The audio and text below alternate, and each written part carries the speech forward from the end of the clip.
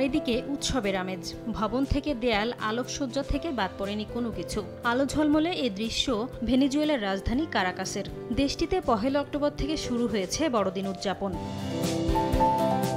প্রতি বছর ২৫ ডিসেম্বর বড়দিন হলেও ভেনেজুয়েলায় বড়দিন উদযাপন শুরু হয় অক্টোবর থেকে, যা জানুয়ারির মাঝামাঝি পর্যন্ত চলে। ছুটি থাকায় শিশু কিশোর থেকে বয়স্ক সবাই মেতে ওঠেন আনন্দে।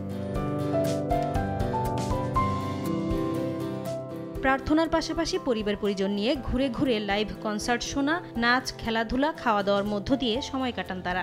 এমন আয়োজনে সব বয়সী মানুষের মধ্যে সুখ, শান্তি ও আনন্দ ছড়িয়ে পড়ে বলে মনে করেন দেশটির বাসিন্দারা।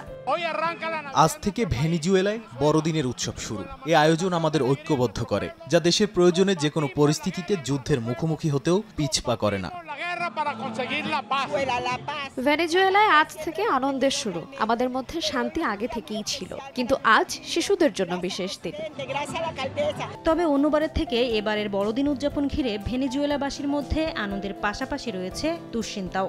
এই উৎসব এমন এক সময় শুরু হলো যখন ভেনেজুয়েলার জলসীমায় মার্কিন রণতরী ঘাঁটি গেড়ে বসেছে। বিদেশি শক্তির উপস্থিতির কারণে যে কোনো মুহূর্তে পরিস্থিতি অস্থিতিশীল হয়ে উঠতে পারে বলে আশঙ্কা মাদুরো সরকারের। এমন বাস্তবতায় সবাইকে শান্তিপূর্ণভাবে বড়দিন উদযাপনের আহ্বান জানিয়েছেন তিনি। ২০১৩ সালে ক্ষমতা নেয়ার পর মাদুরো সরকার অক্টোবর থেকে বড়দিন উদযাপনের ঘোষণা দেন। উৎসব মুখর পরিবেশ, ব্যবসা বাণিজ্য ও সংস্কৃতি প্রসারের লক্ষ্যে প্রতি বছর ১ অক্টোবর থেকে শুরু হয় উৎসবের আনুষ্ঠানিকতা।